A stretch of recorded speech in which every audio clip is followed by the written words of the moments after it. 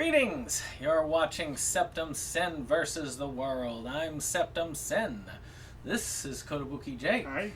And we're here to show you more of what we got. Because, it's Disney time. Mm-hmm. You know, this is going to be a long-running series because we've got lots of stacks. We actually got 4 more parts of this left.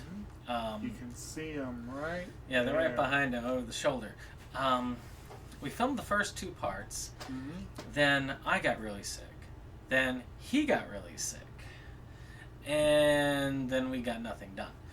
Now, the good thing is, because we filmed 2 parts, the week we were filming this, we're actually still filming about a week ahead. Mm-hmm. So, the week we're filming right now, the second part of what we filmed right before I lost my voice entirely is going to air. And then this part will be on the next week. Okay. But this week's going to be pretty special because this time we're actually going to be heading into our childhood. Now, a lot of these films we could have watched in our childhood. I was going to say, So a lot of the previous ones are part of my childhood. I mean, part 1, we had some that were all over the place. But part 2, when we started out, since we're starting at the beginning and we're going forward in time, pretty much any one of these could have been watched in our childhood. But we're finally getting into ones made during times when we were alive. Which, to put it in a more depressing way, we're older than some of these movies. Well, if we weren't older than some of these movies, we would not... Well, I guess we could still be making YouTube. Every time looking like, and this is my YouTube channel. Oh no, we gotta get to like... I'm age 1.5. Very early talking. Which technically is illegal, but you know. But, yeah, because I've got Wish in here. That's one of my more recent ones. I think it might be the most recent, or is it? I don't know. What's the one that I've got up on top of that last one there? I guess it would be... I can only see the top. Yeah, Wish. Wish is the most. Okay. So, yeah, Wish is the most recent. So, okay. yeah, I don't think I think anybody watching this pretty much would be born, it wouldn't have been... Before Wish came. Yeah, so... Yeah. So, in any case, but these are still in our childhood. Yeah. All of these. I can guarantee you the first movie's older than me, damn it. Well, yeah, we're starting in 1960, so it's actually kind of funny as I picked this up at Barnes & Noble because it was out of print on the Disney Movie Club when I was trying to buy it out.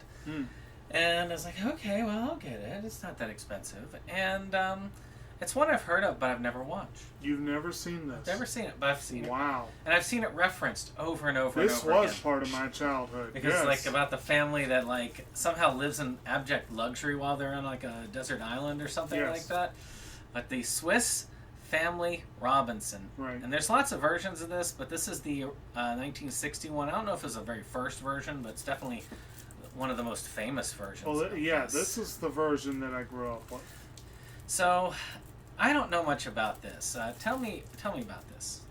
Tell you about it? Yes. Well, you know, like you said, a bunch of white folks get stranded on an island and live in luxury. Well, no, it's that's the modern take on it.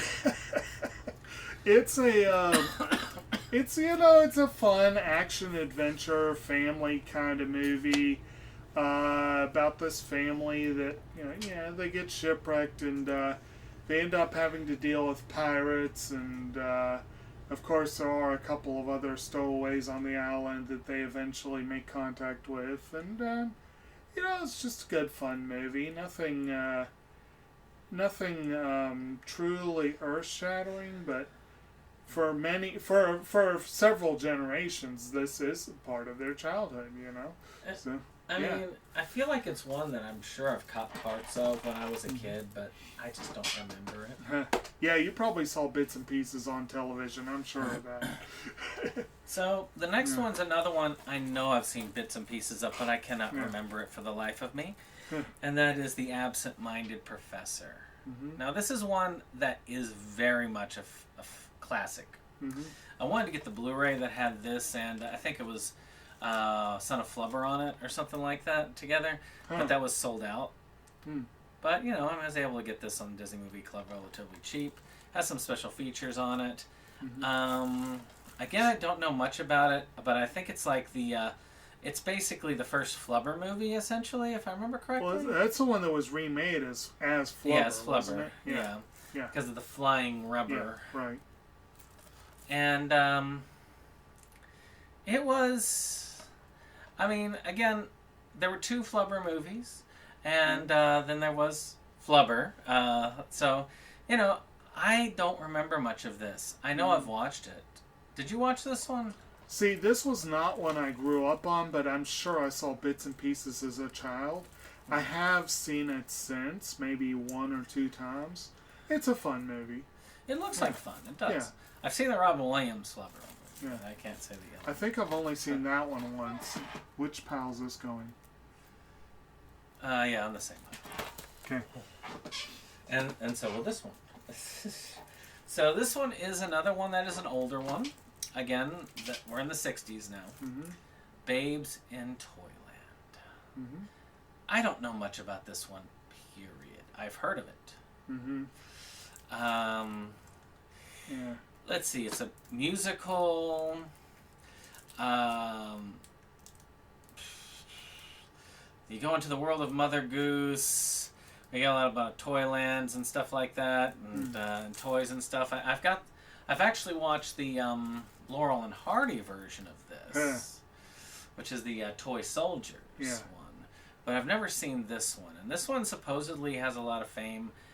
I've never seen it. The way the cover looks like, it looks like it's more recent than it is, but because it's got that kind of more modern Disney cover look, except for the girl. The girl definitely does not look modern. Well, that's I'm sure they repackaged it. But yeah, this is, you know, still pretty cool, solid product. It was one of the cheaper Blu-rays on the sale. Cool. And I wanted to get it just so I have it. I've heard good things about it.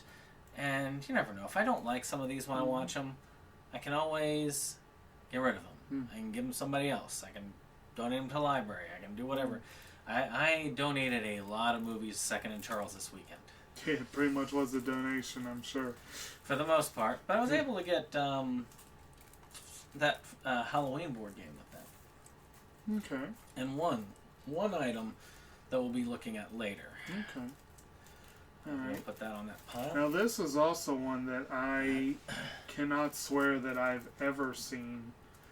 But I know the title. It's a very famous title. I just can't swear I've ever seen it. So, the absent-minded professor returns again. Okay. In Son of Flubber. Yes. You too can relive the adventures with the absent-minded professor, his dog, and his amazing flying rubber. Which is what Flubber stands for. In Flubber. I mean, look, he got a big old gun in that one. It kind of looks scary. Yeah. He's coming after people. I swear I've seen this. But again, I'm pretty sure, like the absent-minded professor, I saw it, but I saw it so early, I don't remember. I have no recollection of this one whatsoever. Because sometimes there were movies that were on the TV in the background when I was a kid, and parents were like, this is safe to have on, and I don't remember any of it because I wasn't paying attention to it. You probably grew up with the Disney Channel. I did not, so I can't swear to it. Yes and no. Yeah. There was a period of time. My father got a satellite dish. Right. Like, for a while, I was, for the longest time, I mean, up until like around age 6 or 7, we had a black and white TV, and we had 2 channels. Okay. That was it. Yeah. And then my father ended up buying a color TV, which I kept with me up until I was in Emporia, actually, I was 30. So I kept it from probably age around 8 when it came to me after my father upgraded. And then that stayed with me up until I was around age 30, and I finally got an HD TV. But Disney Channel was free originally to satellite owners for a while. So when I was really young, I was thinking like 8, 8, 9, 10, something like that, I was able to watch Disney when I was going to school in the morning. My mother did Mousercise. I remember watching some of the Disney stuff. And then they shut that down, and then we were like, no, we ain't paying for this. Okay. So then I watched Nickelodeon, because that was also included in the satellite. Yeah. So, you know, it's... So, yes and no. A lot of my Disney was in Disney Afternoon on Fox. Yeah. Which I got to watch a lot of that. That was all I had. It was Disney Afternoon and Saturday mornings. So, you know. But this could have been on in the background at some point. My morning going to school show, it was the Super Mario Brothers Super Show. Yes. Is this this one? Okay. We're getting one for the first of that puzzle. Yay! Matter of fact, most of them are going to be in this the one. I front grew part. up with. This one's a Now this is an oldie and classic that I upgraded not long ago because I didn't realize it was there, and then it was sold out. But then I realized Amazon still had it for $9.99. So since Amazon still had it for $10, I was like, okay, I'm getting it now before it jumps up. And that is the Sword and the Stone. Now I've had this on DVD for a long time, but I wanted to have it on Blu-ray. I want to have most of these on Blu-ray. I'm not 100% successful, but I've got a good number of them on Blu-ray or higher. And this was such a classic when I was a kid. The Tales of King Arthur. I don't know. I might even have been shown this in elementary school. Because sometimes they'll bring in Disney stuff to the classroom to show it. Because, you know, it's pretty obvious stuff that you can show a kid. And I really enjoyed Sword in the Stone. I still to this day do. I mean, it's about King Arthur. It's the Arthurian tales Disney-fied. And in very creative ways. Well, and notably also Merlin, because Merlin is a very big supporting player in this one. And it's just a fun movie. And I do like that they've got a good digital remastering of it. Disney cleans up. I wouldn't have worked so hard to get a lot of these on Blu-ray if Disney didn't do one thing in particular, which was cleaning up their stuff. They clean up their stuff almost every time they do a different edition.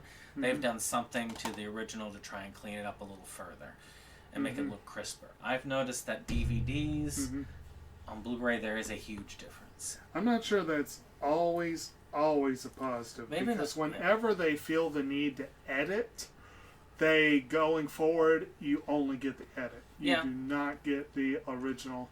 And it would be nice if they would just restore what is there and maybe have an edited version as an alternative.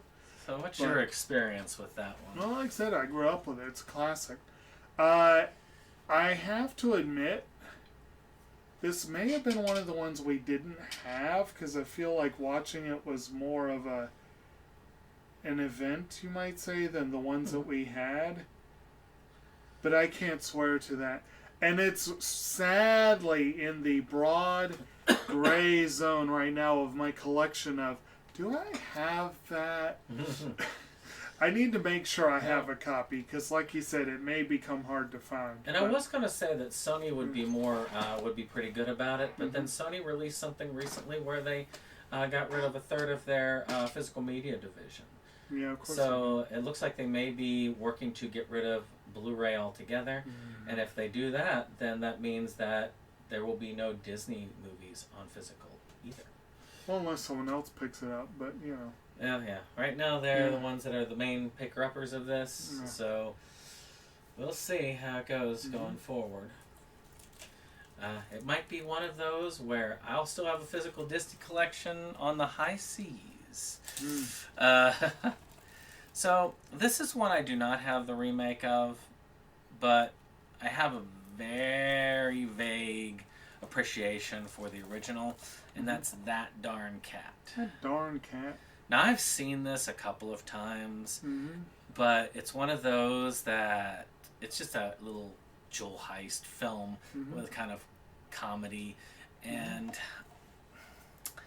I mean, it's not a terrible movie by any means. It has some comedy to it. It has some fun, and it has a cat at the center, which is why I went ahead to get it.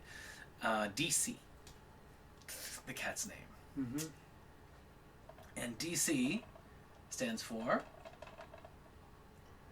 Damned Cat. Darn Cat, but yes. So, you know, in general, I can even hear it in my head. So I know I've seen it. but it's one that I'm probably going to have to watch again to remember it. Do you remember this? Vaguely. I feel like I saw this a few times as a kid, or maybe not a few, but a couple. I cannot swear to a familiarity with the movie, but I've seen it, and I like it. I remember thinking positively of it. Which one? Okay. This one's going to be on the pile. Okay. So, this one's a controversial one. Yes. Now, still a good one. I upgraded because I upgraded this one several times, and I actually like the cover. I love the cover of this, which is the Jungle Book. This one has a live-action version that won an Oscar. That was actually very good. It's one of the few live-action ones I think I will actually be covering on this. I don't have a lot of the live-action Disney films, so you're going to be missing out on those. And many kids now, growing up, will say those are the superior versions. Or they may not realize there is another version. Well, they'll say those are the original, yeah. Yeah. I'm waiting until they do the live-action Pocahontas. I think I've heard that Disney has said that will not be happening, but... If they did it, I can't imagine with Disney trying to have a reputation as a more progressive company these days. I can't imagine them making it without making that a very different film. Right. Like Terrence Malick's The New World. But you want to know something, though? If they did make it and they made it into an accurate depiction, and they kept the environmental message and they did well with it, I might actually be willing to say that that would be the superior version. Well, it wouldn't be too hard. But still, Colors of the Wind, great song. Oh, it's phenomenal. This one also had some amazing songs. Yes. Bare Necessities. Yes. I want to be like you. No, just but that is the one that is the controversial one. But it is catchy. Yes. Still a very good one about this kid who gets dropped off in the jungle, raised by wolves, and you got a bear, Baloo, which we later find decides to fly a plane and do some cargo deliveries later on. And then you have was it Puma? Not Puma. Panther. A Black Panther, and then, who's basically an old wet hen. Yeah, and then you have of course, you have the first appearance of that snake, who makes another appearance in Robin Hood, and then you've got the tiger, which is the main villain. Yes. So it's kind of a fun one. Although, when you think about it, all Shere Khan wanted was to destroy humanity for destroying the jungle. Yeah. So he's really not that much of a villain. Well, he's more just wanting vengeance on humans for screwing them all over. Which is kind of a weird and cruel irony of Tailspin, that Shere Khan is the corporate overlord in that series. I do find it interesting also that the chimpanzees really are the human stand-ins in a lot of ways. Because they want that technology so that they can use their own weapons of war. So, again, good story. Overall, good film. I hate to say this because it's overused, but sometimes you just got to watch it and you got to understand the time frame that some of these take place in. But at the same time, there's still something to be learned from these things. To know that, yes, not everything is good, but... And it is based on a tale by Rudyard Kipling, who, if I'm not mistaken, was absolutely a colonizer in India. Oh, yeah. Who wrote about colonizing in India. I grew up with this as a kid. I freaking loved it. Bare Necessities is an absolute banger of a song. It's one of the best Disney recordings.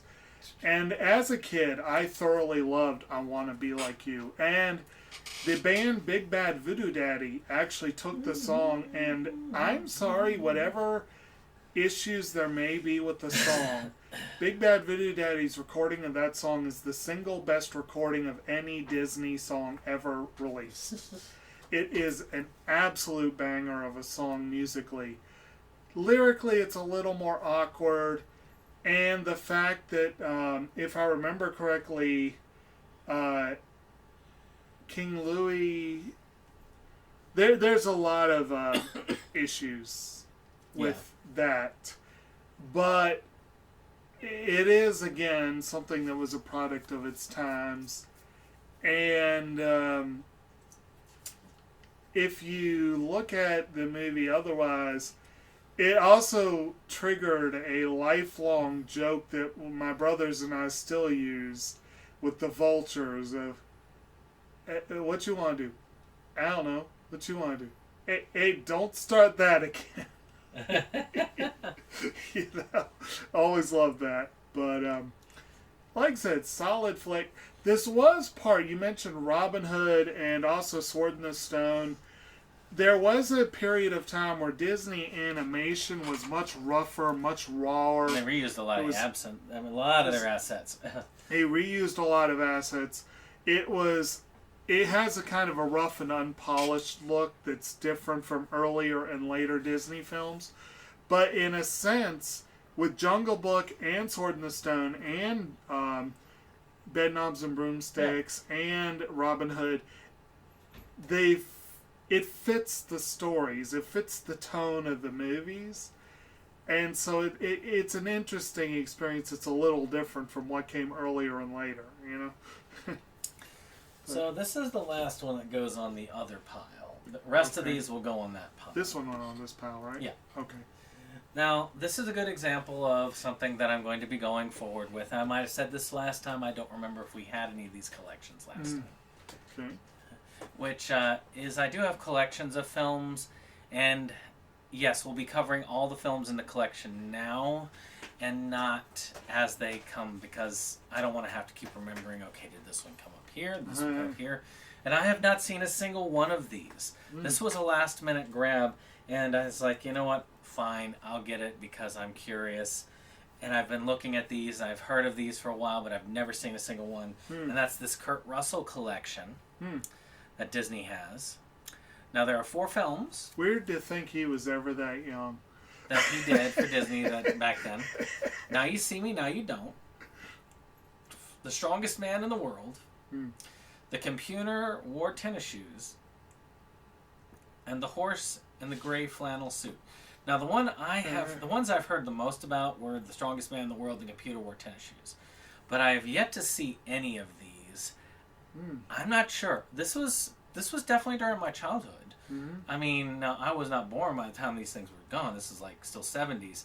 But this would have been running on the Disney Channel when I was watching as a kid. I just don't think I would have been into it when I was young enough to watch them. Do you remember any of those? I've heard of any of those?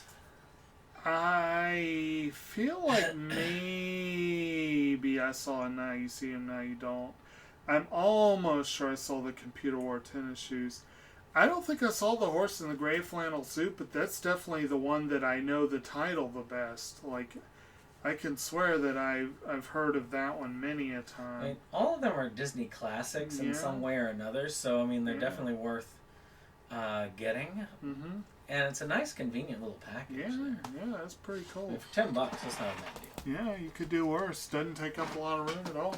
Now, one that I have seen several of these, I even had a kid's book that had this on there. I was obsessed with this character when I was a kid. And that was the Herbie movies. Now, I ain't talking about the remake, Herbie Reloaded. I'm talking about the original ones. I think I did see that one. The Love Bug, Herbie Rides Again, Herbie Goes to Monte Carlo, and Herbie Goes Bananas. Now, I don't know if I've seen all of these, but I know I've seen at least 2 out of the 3. And I've seen The Love Bug multiple times. I mean, the scene where they accidentally they didn't accidentally, where somebody cheats and puts whipped cream into the gas thing of the car, that still sticks with me. You can even see a little bit of it on the back there. And the Herbie is like this car that comes to life, and the car always wanted to be a racing car, even though it's a Volkswagen Bug. Solid cars, but not racing cars by any means. You don't think they're the most aerodynamic car you ever saw? Great cars, though. Everyone I've driven always drove well. But it's just... I don't know if I'd fit in one of those. Great cars. I love the remake of them that they had. They had some in the 90s that were a rehash of it that were really solid cars, too. I wish that they would bring it back. I like the old school ones better. But I really like these. They were fun. I wouldn't mind rewatching all of them so I could see like I don't think I've watched the Bananas one. I think I've seen the others, but this was a really good deal back when I got it. Mm-hmm. I got it. It was in one of the $5 bins at Walmart back in the day. Oh, nice. And it's just such a good deal because I had the original one already on a separate. I said, "Oh, I can get all of them." Mm-hmm. And I'm glad to have them. I think that they're worth having. They're pretty cool. I loved Herbie as a kid. I don't know if you heard about Herbie as a kid. Well, I heard about it. I have no recollection of when I may have seen any of these the first. Oh, Herbie Goes to Monte Carlo is Don Knotts, huh? Mm-hmm. Good times. I feel like I almost surely saw The Love Bug, maybe Herbie Rides Again. I don't think I saw the other two. I know I saw the more recent one, but it's been a minute. I'm no expert on these movies, but I've always known that they're quite popular among certain crowds. Now, the next one I only know of as a joke on Mystery Science Theater 3000. And the fact that they did a Disney 10 version of it, and the Disney 10s are usually very rare, I just had to get it. Okay. And it's a cheap Disney 10, and I'm going to put it on a separate pile because it kind of goes separately anyway. And that is The Boatniks. A movie very well deserving of a full-on special edition like this. I mean, you remember The Boatniks, right? I have no idea. It's about people and a boat. There's a boat in there, definitely. And it kind of takes that play on the beatnik, and they call it boatnik. I mean, that's about all I got. I really have no freaking clue what this movie is about. I've never seen it. I only heard about it because they kept making the joke during the Beatniks movie for Mystery Science Theater, and then I had to get it because it was $5 for a Disney 10. So they weren't actually covering this, but they were joking about it. They were joking about it. So, you know, it's probably going to be my favorite Disney movie of all time. I'm sure. I mean, it could be. I've never seen it. It would be worth a fortune because, you know, who bought these copies of the Boatniks, really? It's going to be like this huge, like, landfill. Because I saw these, they're still on sale at Disney Movie Club at the end years later. You never know. There may be some yacht clubs where it's, like, guaranteed, or it's, like, part of their charter for membership that you have to have this on your movie shelf. Maybe. So, that's the Boatniks. You can put that on the pile. Just a separate one, because that's... Actually, for those of you who've watched the show back when I still had access to my movie room to film in, which it will be again once I'm done with the full restructuring, which who knows when that will happen. The Boatniks is one of the 10s that's been in the background for ages. So if you look in the background of those videos, you're going to see the Boatniks just hanging out in the background there. As they do. As you do. So, one that we covered earlier could be mistaken for this one, and that would be a very big mistake if you were showing it to children, and it might be a disappointment if you were trying to show it to adults and made the same mistake. So this is the Aristocats. Actually, this is a fairly recent upgrade because I've had this on DVD for a while. But again, I really like that Disney goes in, they really try to clean up and restore their animation, the colors, everything, so it looks more vibrant. There's one movie in particular that I can say was a huge example of this. I haven't seen this one, so I can't say, but when we get to it, which will probably be in the next part, tell you the truth, because that's going to be when we hit the Disney Renaissance that happened during our time, the 90s. That Renaissance. This was not a Renaissance. This was during probably actually a lower period in Disney.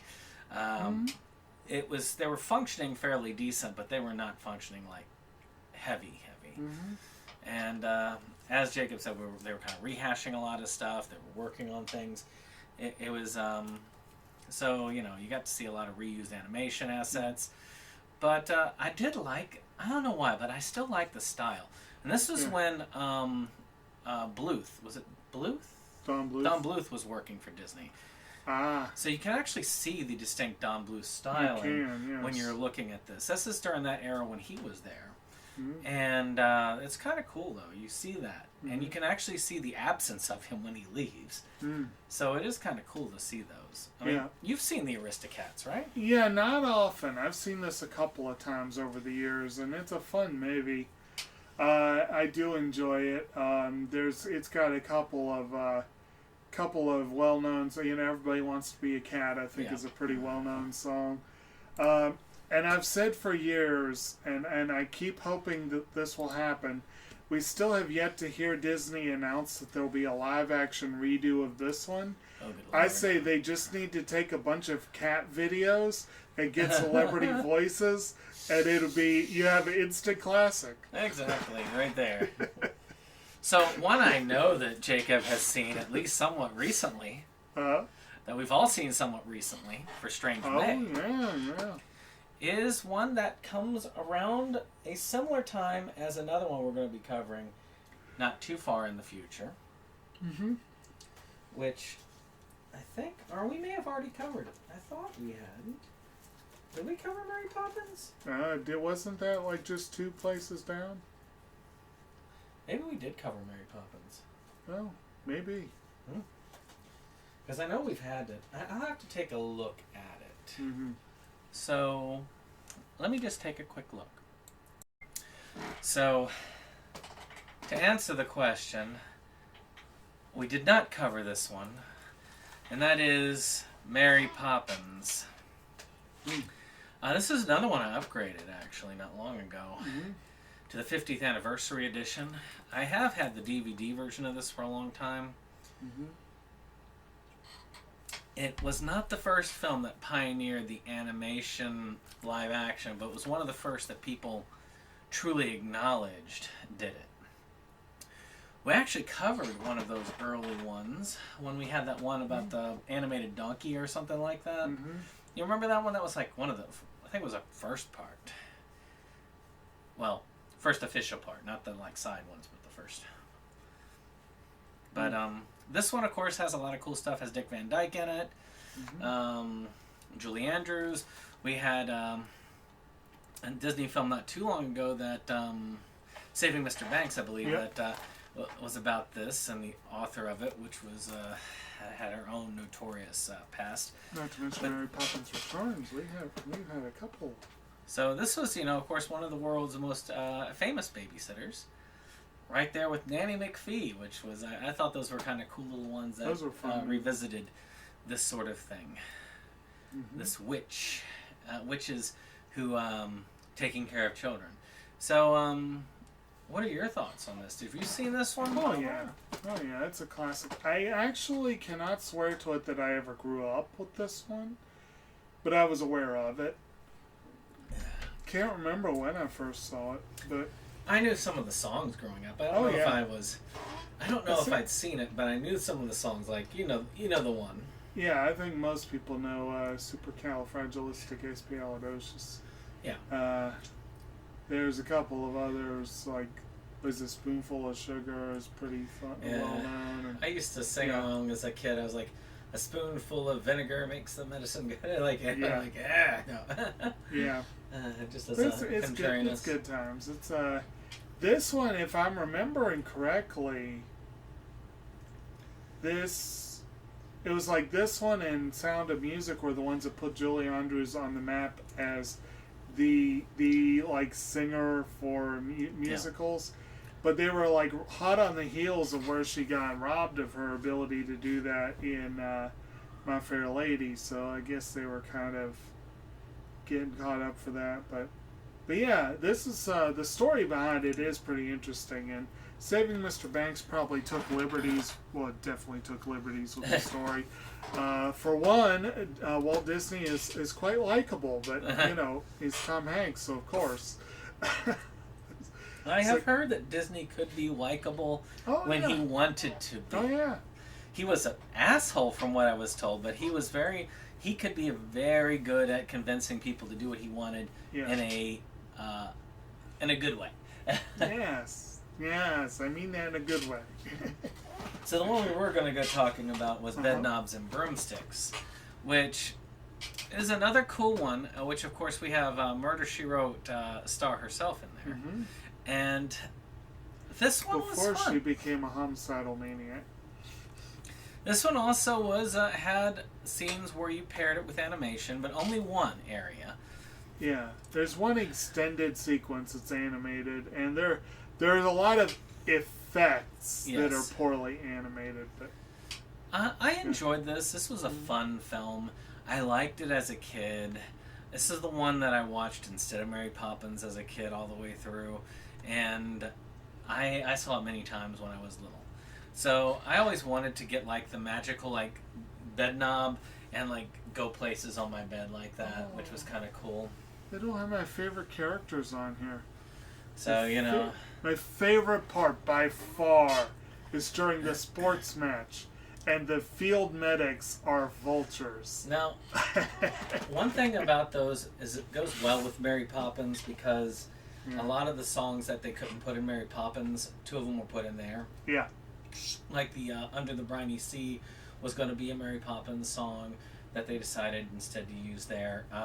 The production of both they were occurring around the same period, which is kind of funny considering how far they came apart from each other. Yeah. But still, it's an interesting development. If you want to hear more about it, there is a discussion on Inside Movies Galore where we go into a little bit more detail, and it is a fun movie. If you haven't checked it out, you should. I'm glad I got it on Blu-ray as an upgrade. One we were talking about. You know, where I always remember this, like that whole and I don't know what it is about that, but growing up in the country, there was more of an obsession with this particular one. And I don't know whether it was that or the fact that a lot of people always associate it with the Dukes of Hazzard for some reason. But this was just one of those things, and it is the Disney's Robin Hood. But I mean it. You know, rural Virginians loved this cartoon. A lot of people did. Growing up. But yes, the music may have struck a chord. It does have that main theme you were humming. And then, of course, you got Oodalali, which is an absolute classic. So, I mean, you got a lot of reused assets. This is probably one of the biggest offenders. Now, if you just saw this one, and without seeing some of the other ones in the background, it wouldn't bother you that much. You wouldn't notice it. But let's say you watch some of these all back to back. Let's just say you went in and said, I'm going to do a Disney marathon. So which ones are you going to watch? I'm going to watch Jungle Book and the Aristocats and then Robin Hood. And Sword of Stone. All those back to back. And Bedknobs and Broomsticks. You know, just to see. And Bedknobs and Broomsticks because they use those as well. Yeah. And it's like, then by the end of that, you'd probably be getting to Robin Hood and going, you know, there's a lot of... Something seems familiar about this film. I don't know what it is, but something seems familiar. And they've actually shown where they have utilized a lot of the asset animations from the previous films and in that we named in this.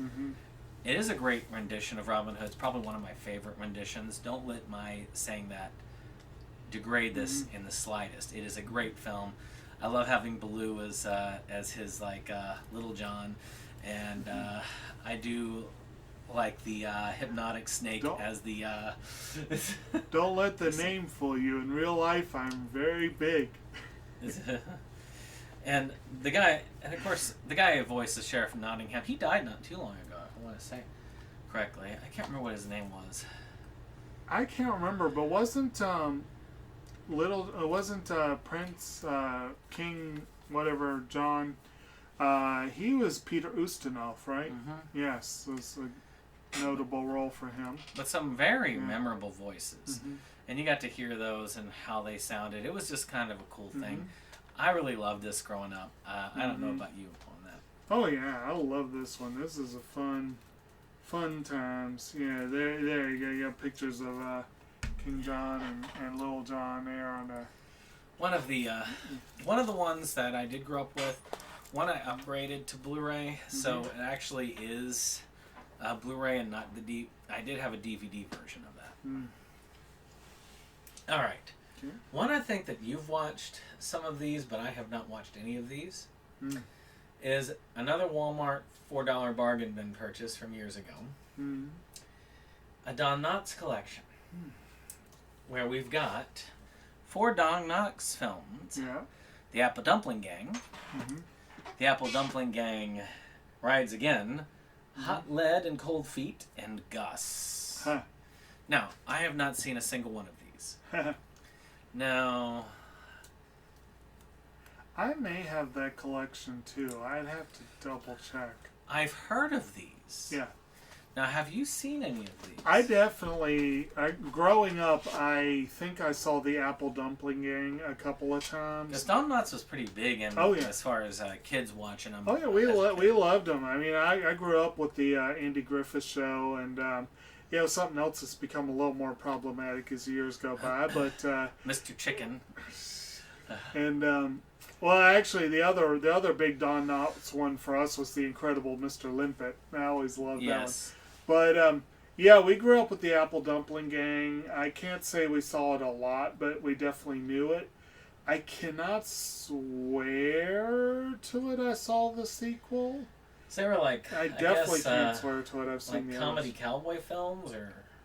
Yeah, well, these are all Westerns, definitely, or at least sort of Westerns. Like, Gus is more like horse racing, but in that same theme. But yeah, I'm pretty sure I have this collection. If I don't, Mom does. But it's one I'll have to give a look to eventually. Relive some of your childhood there. Yeah. I need to, it's sad. I don't have Mr. Limpet. I probably should.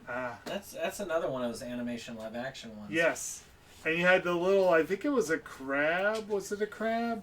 Yeah. I always remembered how he could say, torpedoes.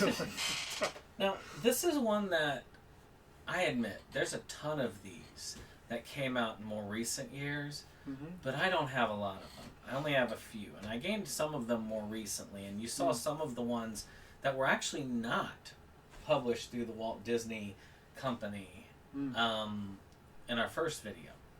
But we're talking about some Winnie the Pooh stuff.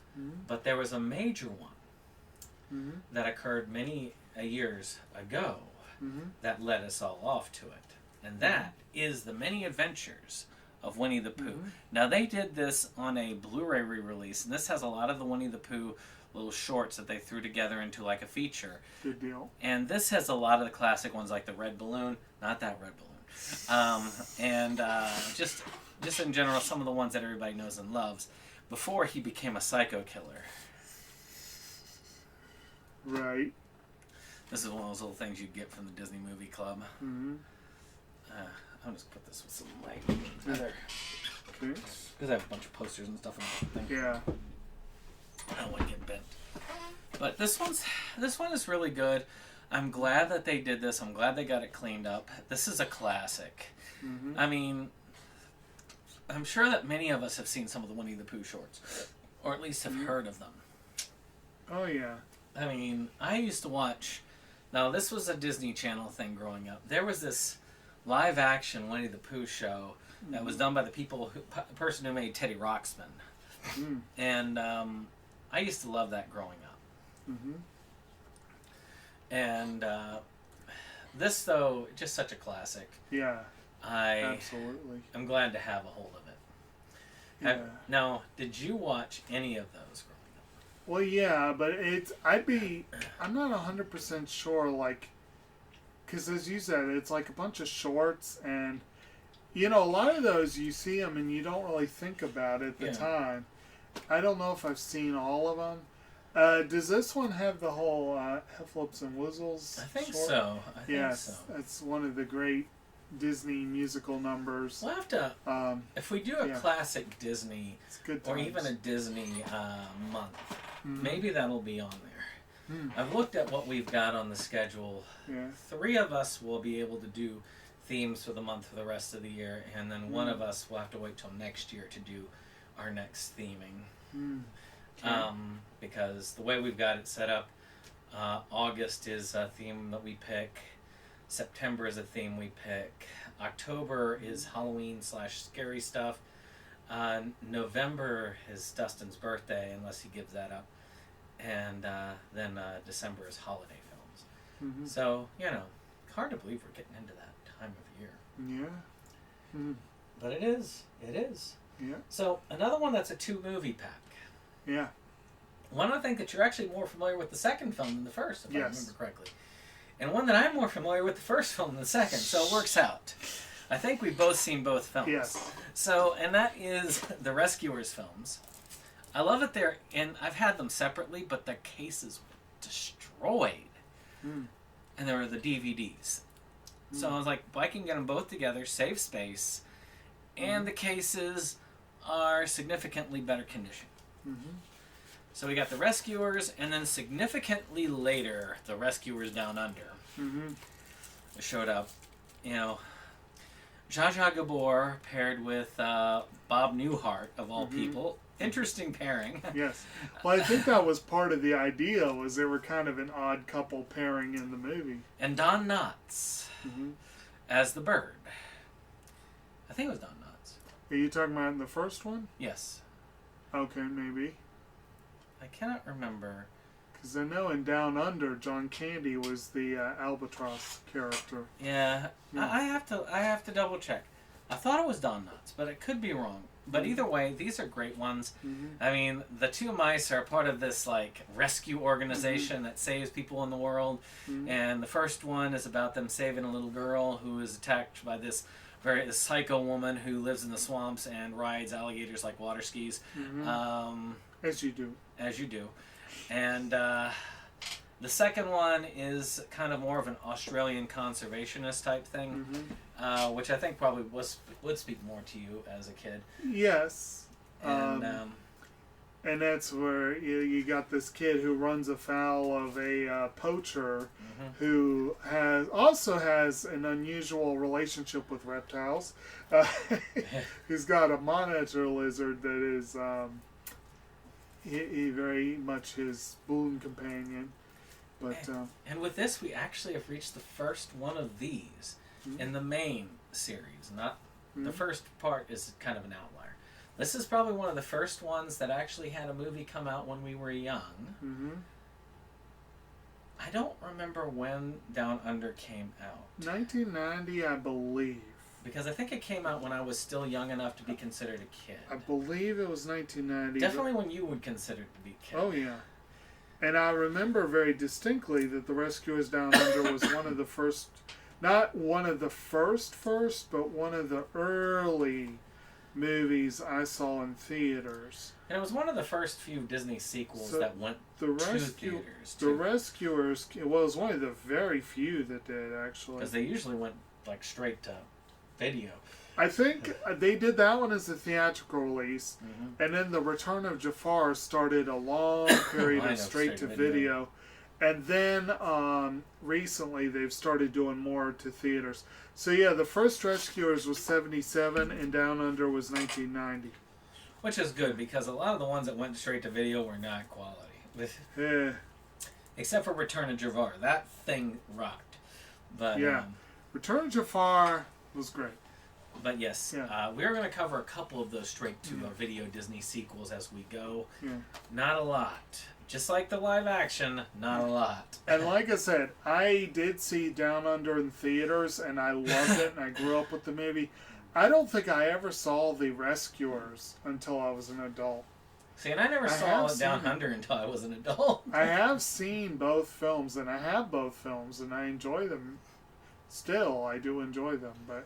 There is something about nostalgia, though, and you're always going to appreciate that one that you saw as a kid just a teeny bit more. But, yeah, they're both good films. I think a kid would still get a kick out of both. Oh, yeah. They're not super problematic, either one of them. Yeah. I mean, it's kind of weird, but, Well, plus Down Under came out at the height of John Candy's career, and, that was one of the reasons why we were excited to see it, So, the next one on the list is Pete's Dragon. Now, this one is essentially was remade as a live action Disney film. But it was already live action. Well, it was with a cartoon dragon, but then they had a CG dragon in that one, so I don't really consider it much different. Yeah. I kind of like this because you kind of always were guessing whether the kid was mentally ill or not. He had this dragon that he talked to, and they were kind of on good terms. It was interesting how it went like that. Yeah. And that was all I got to say. So it's sort of like a Disneyfied version of Puff the Magic Dragon. Yeah. Did you enjoy that one? I saw this a couple of times as a kid, but I did not. It was not like a regular viewing, and I didn't know it well. I can just say I saw it. I don't remember it well. Yeah. I just remember. All right. So this is one I loved as a kid. Yeah. And that was the cat from outer space. Yeah. This cat there was a group of cats from outer space. They had these collars that allowed them to talk and think and to levitate stuff. And he was trying to get back to space. I don't know what it is about this film. I just love this film. Yeah. When it came out on physical, I had to get it as soon as it came out. This is nostalgia for me. Yeah. I don't know about you. I don't know if you saw this as a kid, but I did. love this. I didn't watch it frequently, but it definitely was one I saw and I enjoyed it. Honestly, one of the question marks regarding that darn cat is sometimes these two run together in my head.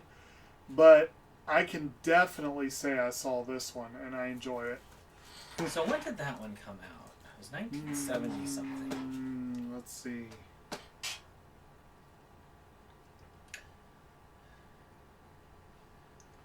The Cat from Outer Space. Because I want to say that we're starting to get to where... 1978. Yeah. So... the next film is the last one that was done before I was alive. Because I was around 1979 on. So, the last of the ones done before I was born is The Black Hole. Now this is one I've seen a couple of times, but I don't remember much of. But I remember that you had this big ship and it was being slowly pulled towards this black hole. That's all I remember about it. It's one that I've been wanting to see again. I remember it being fairly good, but it's one that I just don't remember much of. You remember much of this? I can't swear to it that I ever saw it. Maybe. Interesting cast. You got Robert Forster, Anthony Perkins, Ernest Borgnine, Maximilian Schell. Interesting. But no, I can't swear to it I ever saw that. So, hold on. Madness. Yeah. So this one was 1980. So that one actually was on the year I was born. Okay. It's funny though. One of the earlier ones is one that probably would not have been released to Disney these days. And that is Midnight Madness. You were not going to find this on the Disney Movie Club. They kind of buried this. I learned about this on Nostalgia Critic. I was like, really? It's Disney? But you can see Disney DVD. And yes, Walt Disney, the company, did do this. This is this really wild scavenger hunt. It has boobies out.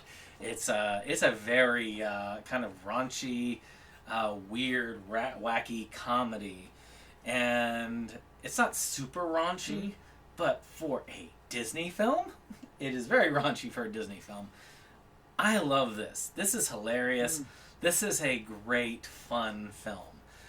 It says it's Michael J. Fox's first movie appearance. Yes, really young Michael J. Fox. And it has some fun people. You got David Naughton, you got Steve First.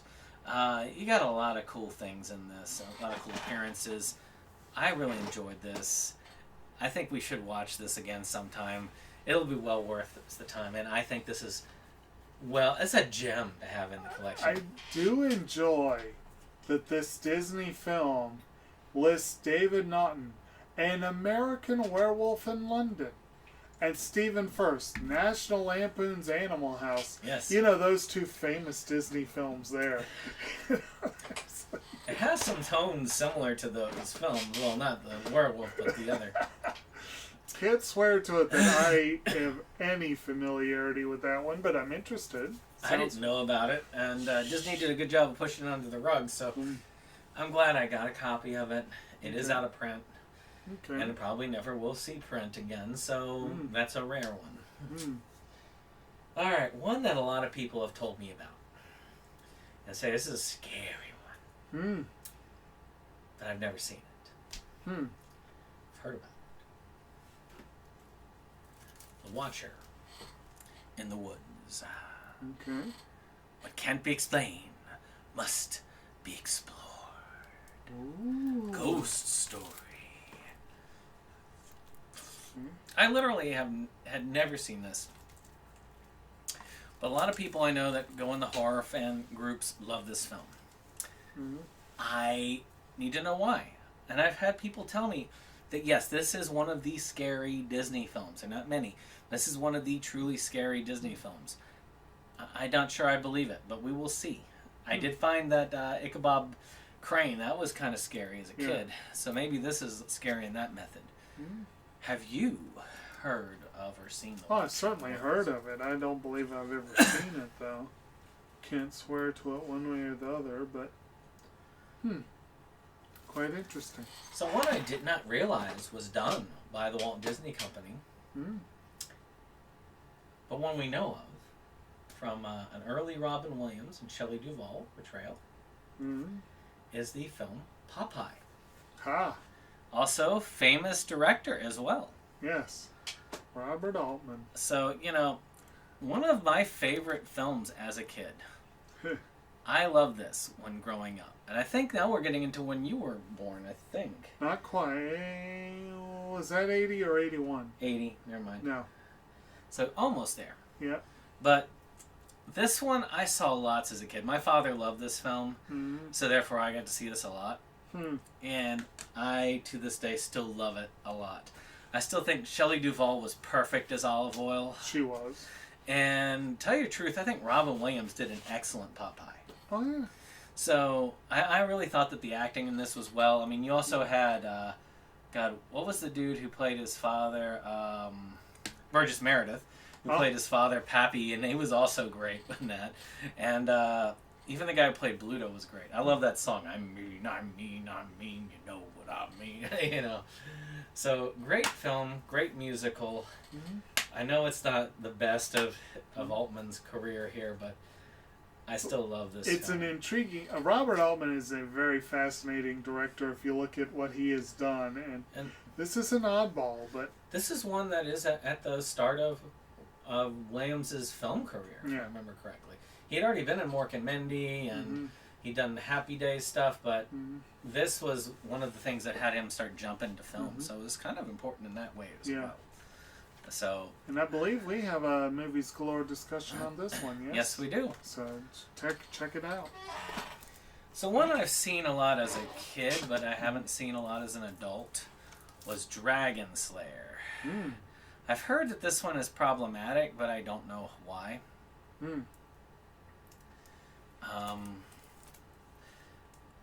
I don't remember a lot of it. I want to say that I was bored by it as a child, but there are a lot of people who liked it. Did you watch Dragon Slayer? I can't swear to it. Maybe. I know the title. That's about it, really. So, speaking of direct-to-video sequels, we have The Fox and Hound and The Fox and Hound 2. And now we are up to where I'm from, because I know The Fox and the Hound came out the year I was born. So, Fox and Hound, great film. About this baby fox, baby hound. They have a friendship, even though they're technically enemies. And it's just a great, very heartwarming film. The sequel, I don't remember any of. It's a direct freaking video sequel. It just came with this, and I'm like, okay, more is better. Maybe. But Fox and Hound, excellent film. well worth it. I'm sure you've seen it at least Well, once. yeah, I mean, again, the first one, it wasn't a regular viewing for us growing up, but I know I saw it a couple of times growing up. Never saw the sequel. Have no particular interest, but, yeah. Alright. So, this one I saw in school first. They wheeled in the big TV and they showed it to us in school. That's how I saw it originally. And that was Tron. The original classic. The reason why they call it the original classic is that this came out on home video, this at least Blu-ray, the same time that they did the sequel, Tron Legacy. So they wanted to differentiate it. Tron Classic versus Legacy. Tron Classic versus Tron Lite. You also tell when it came out because they're touting, hey, it plays on the PS3. Yeah. Which was one of the biggest reasons to buy a PS3 back in the day, is it was a Blu-ray player. Okay, physical media peaked in 2007, 2008. I actually was watching a really cool documentary, Everything to Entertain You, which is really good. It's about a private video store that withheld most of it, but then ended up having to close in 2015. But you know, and about how, you know, really the market peaked in that 2007, 2008, and then started to go downhill when streaming started to really take hold. Now, and that's about the time the PS3 was big. So, I mean, I kind of miss those days. Those are kind of cool. Like, physical media was everywhere back then. Yeah. What can you do? But Tron, very interesting. Guy goes into a video game. Guy gets trapped in the video game. Has to fight to survive. Basic thing. Pretty fun movie. Did you watch this? Not until I was an adult. I did not see this growing up. I think I was aware of it, but yeah, I did not see it until much, much later. Probably not until right before I can't remember. I feel like I saw this before Tron Legacy, but I probably saw it when that one was getting ready to be released. Okay. But I have seen it. It's a good one. So, next. Something Wicked This Way Comes. This is another one I haven't seen. Another one of the ones that is supposedly scary. Again, never seen it. Disney Ghost film. Disney was really trying to be experimental back in the late 70s, early 80s. Which is good. I mean, they were going places. They're probably at their best when it comes to being willing to try different things back then. Not as safe. They're really playing it safe now. Not to mention that in the 80s, for some reason, we had this weird phenomenon of turning everything into kids programming. Yeah, there were a lot of like horror things that probably shouldn't have been kids programming at the time. Yeah. Have you heard about this one? Oh, I've certainly heard about it, but I have not seen it. It is one I'm interested in. Now, I know this one was covered on Inside Movies Galore, so I know you at least saw it then. But I saw this as a kid. You talk about something scary as a kid. Well, we all love The Wizard of Oz. Well, yeah. But what about if we returned to Oz? And we have Return to Oz. Now, this is, Dorothy returns to Oz, things are wrecked, and she's got to find a way to put it back together again. I like how they show all of the Tin Men and all that when they're not really in it until the end of the movie. But, it is dark. For a kid especially, this is very dark. Very good movie. Early appearance of, what was her name? The girl who played Dorothy? The main character is Frasier Balk. Yeah, Frasier Balk. Yeah. And very dark stuff, like electroshock therapy, delusional thought processes, all that stuff. Very well covered in this. Not as dark as some of Balk's later works, like American History X, but you know. But still, for her age. Right. This is definitely a great film, though. I loved it as a kid. Mm-hmm. Did you watch this as a kid? No, I think when we did it for Movies Galore, that was my first viewing. Wow. And it was quite interesting. I did enjoy it. But Could you imagine watching this as a small child? as a small child, probably not. I watched that as a small child. I definitely grew up with the original Wizard of Oz. But So one I didn't watch until later was The Black Cauldron. Now this was sort of towards the end of Disney's experimental period. another one we did on Movies Galore. Because this one failed, and this really was probably one of the last ones in that lineup that we would consider with Robin Hood and all the rest. Mm-hmm. Yeah, it was very dark for Disney. Mm-hmm. Kind of a dark fantasy. I thought it was pretty cool. The first time I ever saw this was for Inside Movies Galore. I don't know if you saw this before that. I can't swear to it, but I feel like when we watched it, I said essentially that I couldn't swear to it, but I thought that I had not seen it before. Well, but yeah. All right, so next up we have The Great Mouse Detective. Oh. So believe it or not, I never watched this until much later.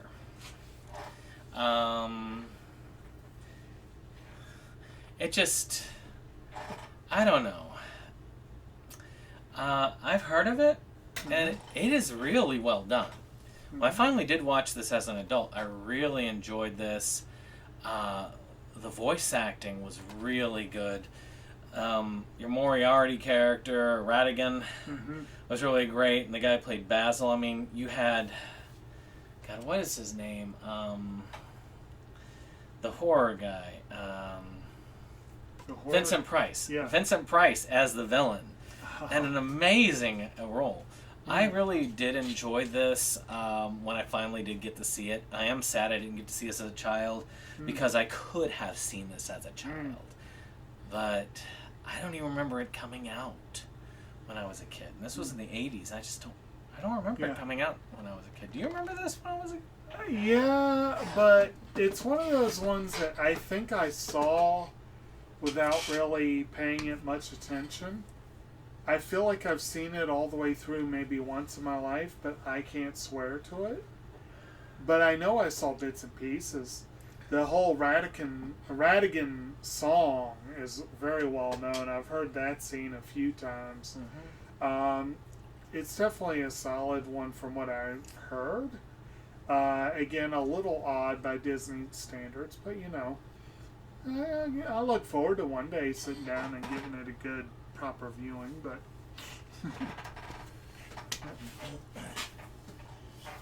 so one I did see as a kid, and I need to see it as an adult because it's been a while. I don't think I've ever seen it as an adult, and that is the Flight of the Navigator. Paul Rubin playing the alien, by the way. The voice of the alien. Did we not do that on Movies Galore? I thought. If we did, I wasn't on for it. I know we talked about it. But I know that other people like Mo had talked about it. Yeah, Mo talked about that a lot. I did see this as a kid. And it was fun. I saw this in the Explorers as a kid. I think the Explorers was a different company, not Disney. But this is one that, you know, one of those things kids go on an adventure thing. And there were a lot of those in the 80s and early 90s. And they were more intense than a lot of the ones that they have with the kids doing these days. They didn't really play it safe. They just did what they thought was, you know, interesting at the time. Right. And it showed. I don't know, did you see this at all? I can't swear to it. I feel like maybe. I could not swear to it. And kid finds an alien ship, and there you go. Adventure. Indeed. I need to see this as an adult. Yeah. I have yet to see it as an adult. Another one that I remember hearing about as a kid, but just dismissing it. I just upgraded this to Blu-ray, and I never watched as a kid. I only watched as an adult, but has one of my favorite Disney villains, and and that is Oliver and Company. Ah. I don't know why, but I never considered this a Disney film. I always considered this a Fox animated film for some reason. Well, again, you were talking before about having that sort of Don Bluth look to it. And I think he'd already left at this point. Yeah, but there's definitely influence there. It's pretty clear the influence. And the main character is, the main villain is this little girl, and she is vicious. This little, like a kid actress or something, and I really liked her as a villain. She reminds me of that little girl character that never got to grow up in the Batman animated series character. Oh, she kind of reminds me of that dark character, but it's a pretty cool but dark film, and in a lot of ways, I don't remember a lot of it. I've seen it once or twice as an adult, and well, it is, of course, an adaptation of Oliver Twist, so, you know, that Dickinsonian background, it's going to be a little dark.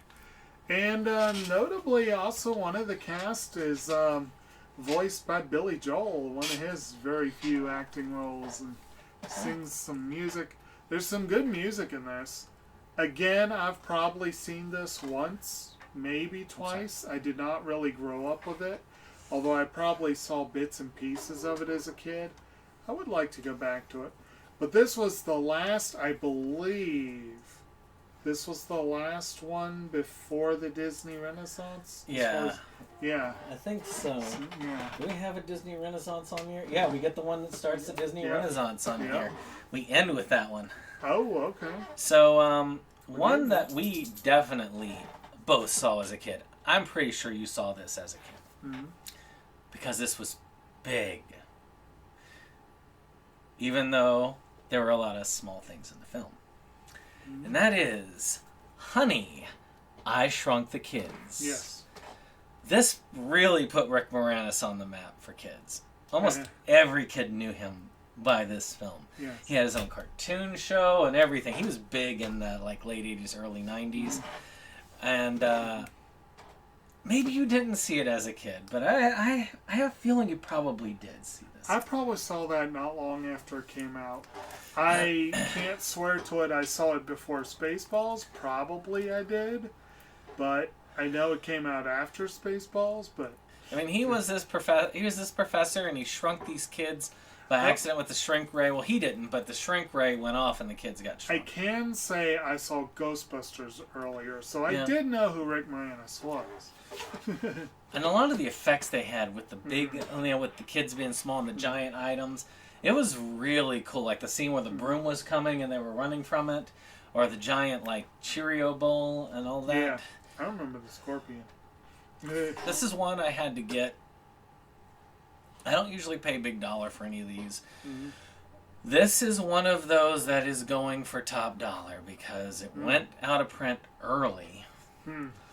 And lots of people want this. Yeah. You can get the DVDs still pretty cheaply, about $5 a piece. You can get all 3 films in the series. The first 2 are the only ones they put on Blu-ray. I went ahead and I paid somebody I knew higher prices. I normally don't pay scalper prices because I don't want to encourage it. But because it's somebody I knew as a friend, I'll do that. More of just hey, this is being nice. But I wish I had gotten it when it was $10. But still glad to have it. Well worth having it. Yeah. I'm hoping this has some good special features and stuff on it. I can't swear to it that I have this one, so I guess I need to look. At least get the DVD. It's worth having. And you never know if Sony's going to release it. Yeah. So that one might be more likely than others to be released. Oh, yes. All right, so this one is a DuckTales movie. So Disney Afternoon had been going on, late 80s to the mid-90s was Disney Afternoon. And it was DuckTales, Tailspin, Darkwing Duck, those types of films, Gummy Bears, Rescue Rangers. So, and this was the big DuckTales movie because DuckTales was one of the first of those series. And I didn't remember much of this film, but I did watch it as an adult. I'm pretty sure I saw that in theaters, too. A huge DuckTales fan at the time. I'm surprised I didn't. Huh? I am surprised I didn't. I think we went for a lot of those. I remember we went to see the Goof Troop movie too. You know, like we saw a lot of those, kind of movies in theaters. But I don't know that I've seen that since then. It's been years, but I do remember enjoying this. It was a fun movie. So a film I had to upgrade was The Rocketeer. I loved this as a kid. We actually, me and a friend, my best friend at the time, had been trying to make comic books, and we both created versions of a character called Robo-Man, we call it as a kid. And it was versions of The Rocketeer because we thought it was cool. My best friend at the time focused a lot on the Rocketeer type part, where I was like on the Robo part, more like rocket punches and stuff like that. But it was really, I loved this film. It was just filled with action, adventure. It was a cool character. I just really loved this film. I watched it a lot as a kid. And or tween, I guess you could say. Yeah. But I don't know. Did you see this as a kid at all? I knew of it. I remember it was an extremely popular film, and I remember wanting to see it, but for the life of me, I cannot remember why. I do remember that we did not see it, that I can remember. Like, I feel like maybe I saw parts of it. But I don't think I really can't swear to it that I've ever seen this all the way through. So, a hell of a cast. Jennifer it's Connelly, it's a Timothy great film. Dalton, Paul Sorvino, Alan Arkin. That's a impressive We'll have to cover cast. it one of these days, definitely. Yeah. So actually, you talked about you and your friends wanting to do a comic. This is actually based on a comic. Yeah. So that's kind of cool. So, I switched this around because I wanted to end on the Disney Renaissance. Yeah. So we're covering Newsies. Now, this is one that this is when I finally got a copy for myself because Kim was the one who had the copy for the while. But early Christian Bale. Yes. And not as early as his earliest notable role, strangely. But yeah, one of the early ones. you have a lot of pretty cool actors in this, and this was a fun musical. It has some dark moments, but I've Seize seen it. the Day as an anthem for a Yes. generation. I watched this as a kid. I've never seen it as an adult. See, I never saw it as a kid, and I actually can't swear to it that I ever heard of it until high school. I think it was our Florida choir trip that they were trying to figure out what to do on the bus ride down, and everyone's like, Newsies! And I'm like, the hell are y'all talking about? So that was my introduction to it, but I've seen it a couple times since then. It's a good, solid film. And I want to say that one was in my, that came out in what, early 90s. Yeah. So, last one. A film that we both know. And after this, I'm going to be solidly in my teens for when some of these came out. I cannot guarantee, I can't remember when this came out originally. 89. Yeah, so I was in my tweens when this came out. So I actually remember doing some of the songs from this in my 5th grade music class, and we loved them. So, but sadly next time we're definitely going to be reaching adulthood for both of us. But we can grasp onto childhood for one more time. And that is for the film that got Disney back into the spotlight, Beauty and the Beast. No, you skipped one. Was it Little Mermaid before Beauty and the Yeah. Beast? Let me see. Because I've got Little Mermaid. Little Mermaid was 89. Beauty and the Beast was 91. Yeah. See if it's in that other stack there. Which other stack? It would have been this stack. This stack. Huh, maybe it got left out. Well, that would be a really peculiar one to leave out, wouldn't it? Yeah, Huh? I don't I see guess it it. did get left out. Wow, you left out some of the big ones. Well, it's hard to pull them all.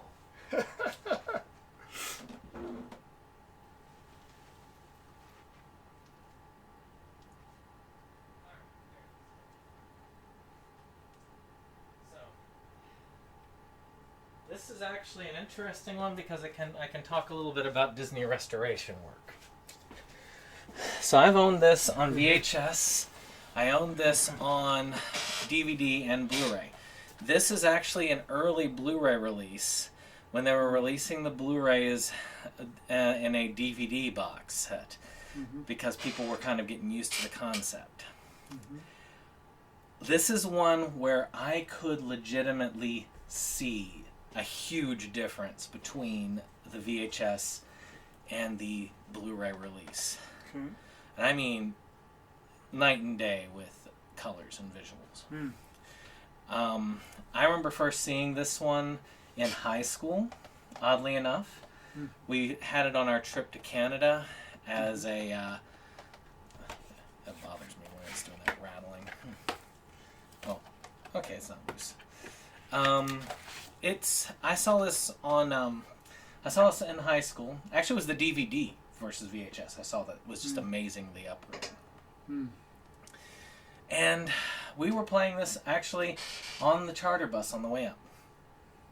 I don't recall ever seeing it before that. But I do remember that. I was in, Canada. It was mid-high school, something like that. Very good one. Under the Sea. Yes. Can't not do it. Yes. And since we have it. Beauty and the Beast, also big one in the Renaissance. This one I did see around the time it came out. So technically I saw this one before I saw this one, believe it or not. But both of them I did see technically in my childhood. Definitely in my tweens when I saw this one. And in my teens when I saw this one, oddly enough. These were definitely both classics for us. Like I said, I remember very distinctly 5th grade music class, particularly Under the Sea. That was so much fun to sing, and we just had so much fun with it. Of course, Party Your World, Kiss the Girl, just classic songs. Beauty and the Beast, you got Tale as Old as Time. You got Gaston, one of the best villain songs ever. Also, this is notable as until the Academy expanded its field to 10 for Best Picture, this was the only animated film ever nominated for Best Picture. Until people were so angry that WALL-E and The Dark Knight got left out that they expanded it to a field of 10, and the next year Up got a nomination, which Up was very much deserving of that. But this one is... Beauty and the Beast made Oscar history. Because it did, yes. Both of these were very historical. They could not, their snobbishness could not keep it out. Right. Because they were very snobbish about anime. They still are, about animated features. One could argue that of all the films usually thought of as the heyday of the Disney Renaissance, this is probably the one that has the fewest haters. Yeah. This one has some problematic stuff to it. Kiss the Girl has some unfortunate lyrics, and there are a couple other parts, but nothing compared to the controversy for Aladdin, Lion King, or especially Pocahontas. Oh, we're going to get there. Yes, we will get there. Next time. Yes. I hope you've enjoyed this. Yep. If you did, hit that like button, hit that subscribe, and share. Because next week, we're going to get knee-deep into our teens and early adulthood. Yay! With the next Disney stack. All right. Bye-bye. Bye. This is the end of the show. We hope you liked it though. We had our spend, had time afraid. It's almost time to go. This is the end of the show. But we felt you'd like to know. A bunch of friends right to the end. Our link just down below. This is the end of the show. So help us let you know. 'Cause here's Jake to say the things we thought just couldn't go. And now we would like to take a moment to thank our friends at the Rebel Gaming Club for our rollicking opening number that has been gracing our videos for some time now. And we want to thank all our friends friends who come out for various projects and what have you. We have numerous links below, and we very much encourage you to check them out and give the other people a visit as well. Hello, my friends! Hey! Yeah! Eddie, you're in too! Pour yourself a drink!